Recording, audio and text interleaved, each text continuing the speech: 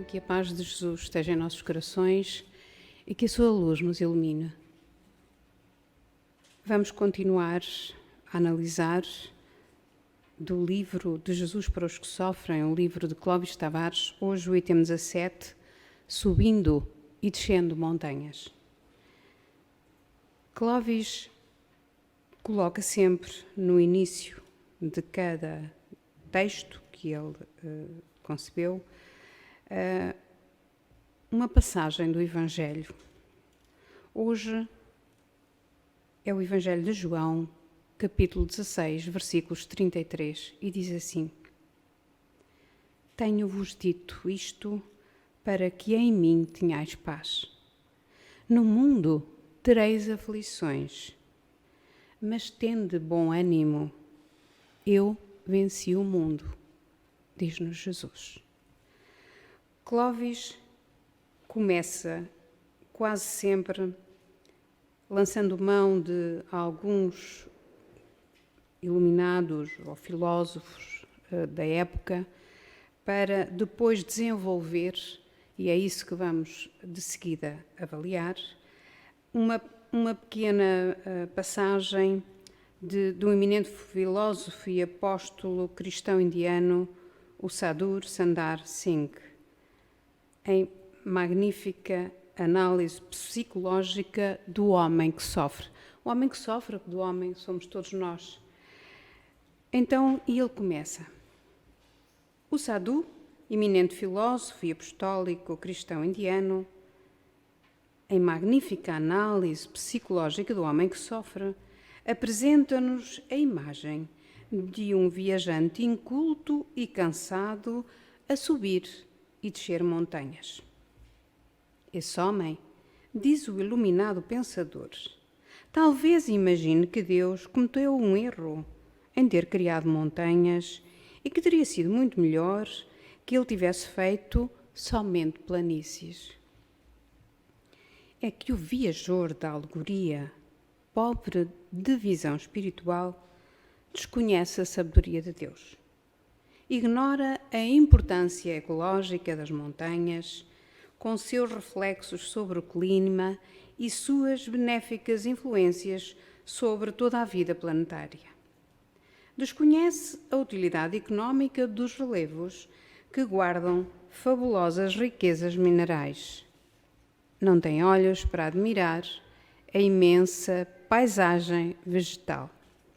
Não possui coração nem inteligência para extasiar-se diante dessa maravilhosa cadeia de fenómenos. As neves dos cumos, dando origem às geleiras, as geleiras a sustentarem as torrentes lançando-se em cascatas, as cascatas a escavarem os vales, transformando-se em rios nas extensas planícies. Não, o viajor só cogita do seu cansaço. Mentalmente, só enumera suas dificuldades. Só se preocupa com o seu suor. E continua Clóvis. É idêntica a atitude do homem natural diante do sofrimento e suas implicações.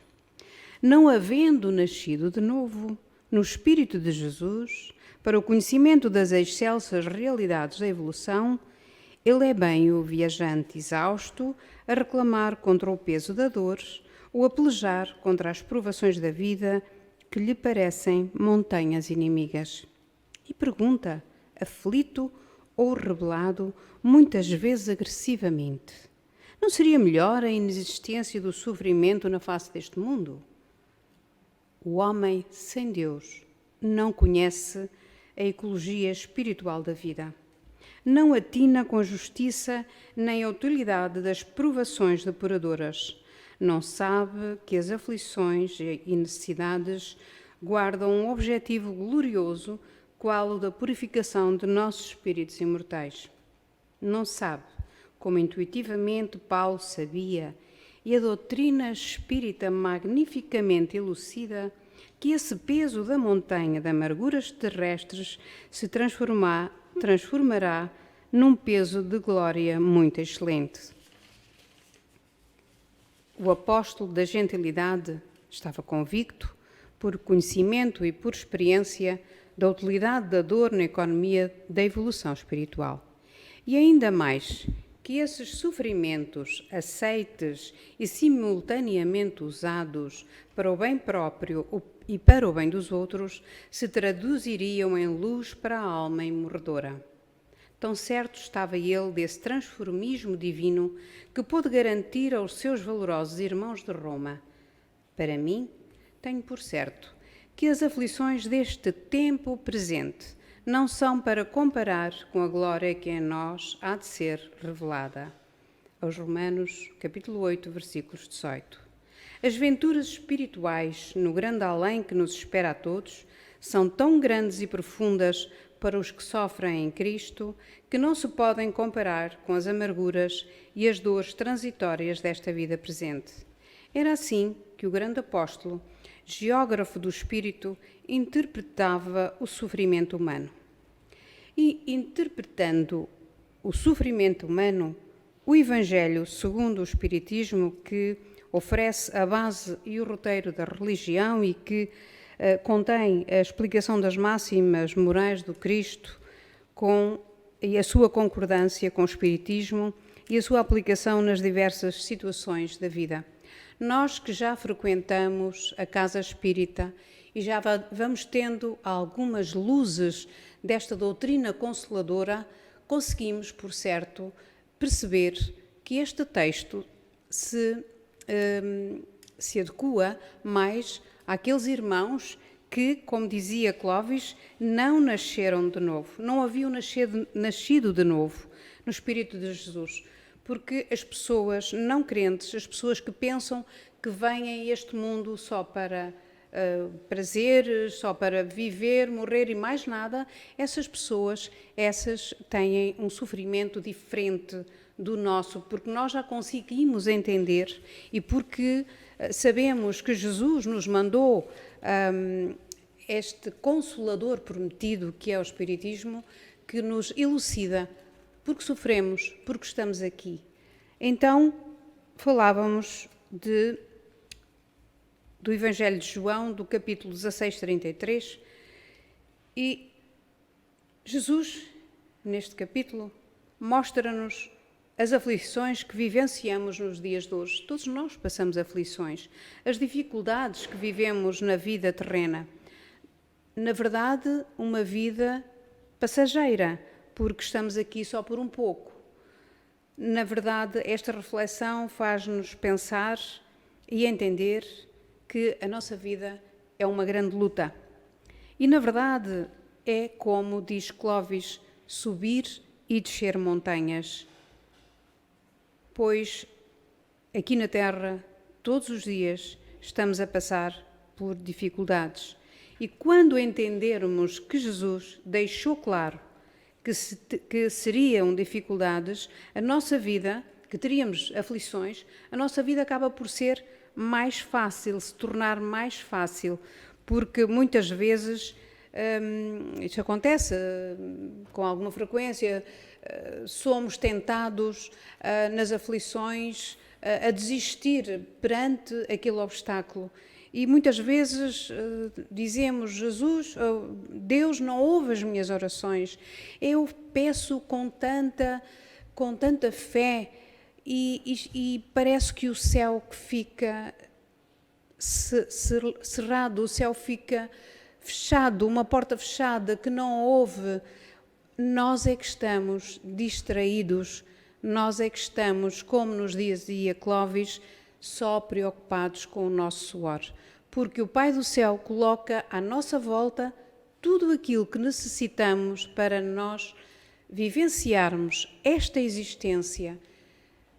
E o facto de andarmos distraídos, por vezes, torna-nos mais aflitivas as situações. Então, dizíamos que o Evangelho, segundo o Espiritismo, no capítulo 5, 5, Bem-aventurados os aflitos, dizíamos que é o roteiro, e temos, sem dúvida alguma, neste capítulo tudo aquilo que necessitamos para perceber porque sofremos. E quem não tem o Evangelho, é bom que nesta altura comece a pensar em adquirir. Porque aqui está tudo, aquilo que necessitamos para aprender a caminhar com mais segurança e com menos sofrimento nesta vida. Vamos ler aqui só uma pequena passagem do item 18 das instruções dos Espíritos, do bem e mal sofrer.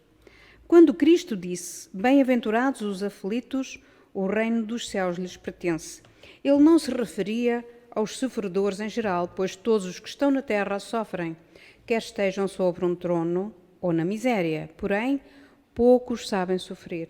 Poucos compreendem que só as provas bem toleradas podem conduzi-los ao reino de Deus. O desânimo é um erro. Deus vos recusa consolações se vos falta a coragem. A prece é um sustentáculo para a alma, mas não é suficiente. É preciso que ela seja apoiada sobre uma fé viva na vontade de Deus. Muitas vezes vos foi dito que ele não envia um fardo pesado para os ombros frágeis.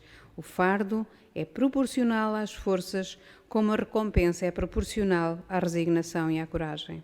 A recompensa será tanto mais grandiosa quanto mais penosa for a aflição, mas é preciso merecer essa recompensa. É por isso que a vida é cheia de adversidades. Por exemplo, o militar que não é enviado para a luta não fica contente, porque o repouso no campo não lhe proporciona nenhuma promoção. Sede, pois, como militar, e não procureis um repouso no qual o vosso corpo se enfraqueceria e vossa alma se embutaria. Ficai satisfeitos quando Deus vos envia à luta. Essa luta não é o fogo da batalha, mas as aflições da vida, onde, muitas vezes, é necessário ter mais coragem que em um sangrento combate, porque aquele que permanece firme diante do inimigo cederá sob a pressão de um sofrimento moral. O homem não tem recompensas por essa espécie de coragem, mas Deus lhe reserva os louros da vitória e um lugar glorioso.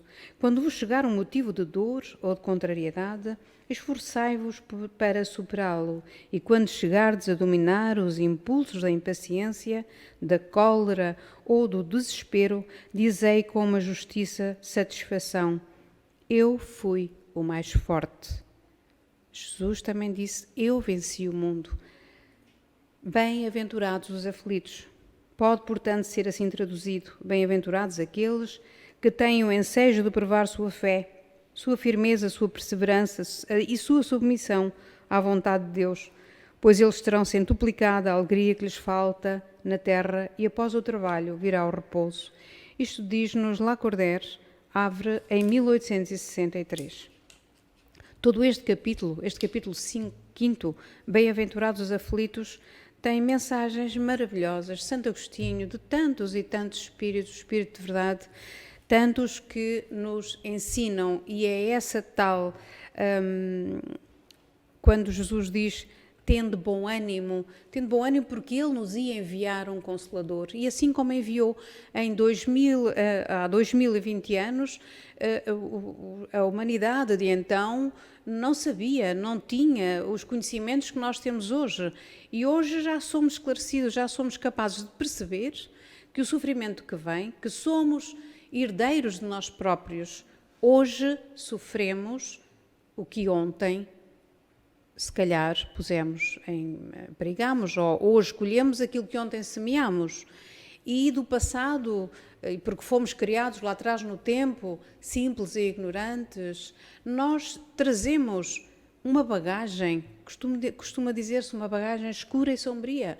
E cada vez que não fizermos o caminho certo, não estivermos a trilhar o caminho do bem, nós estamos a colocar na nossa bagagem mais peso para a próxima chegada, para a próxima vinda.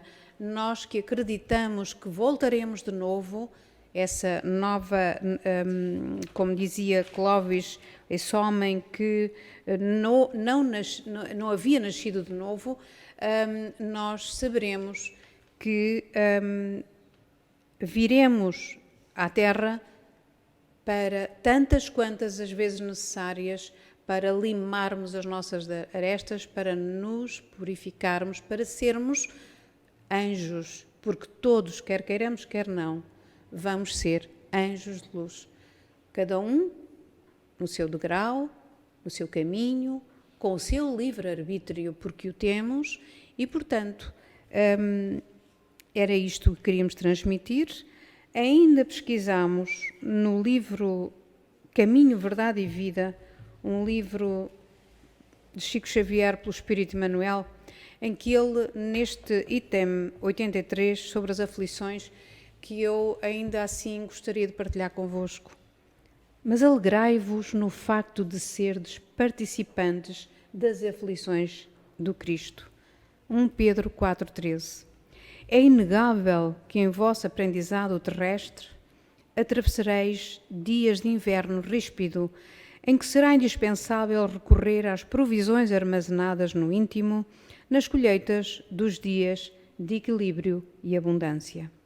Contemplareis o mundo na desilusão de amigos muito amados, como templo em ruínas sob os embates de tormenta cruel.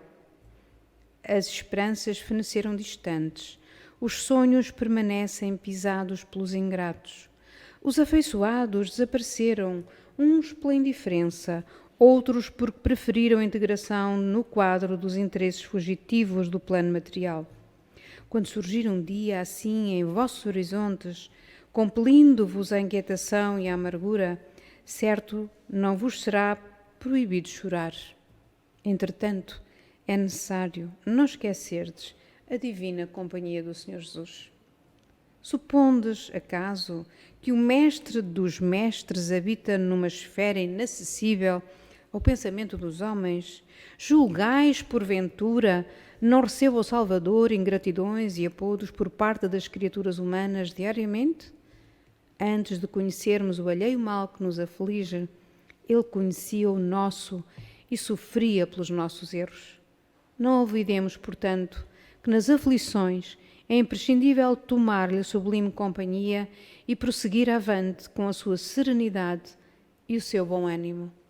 Que aquilo que aqui ouvimos, dissemos, possa servir para estarmos também um pouco mais atentos a tudo o que nos rodeia, às maravilhas que Jesus fez para nós, que o Pai do Céu fez para nós. Um mundo lindo, um planeta maravilhoso, com tanto à nossa volta, e nós andamos distraídos, não somos capazes de agradecer quando nos levantamos. Obrigada, Pai, por mais este dia.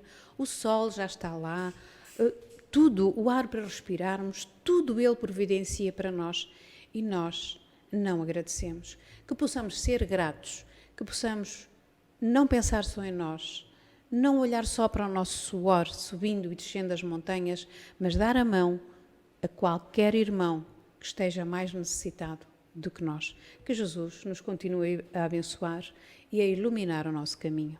Obrigada.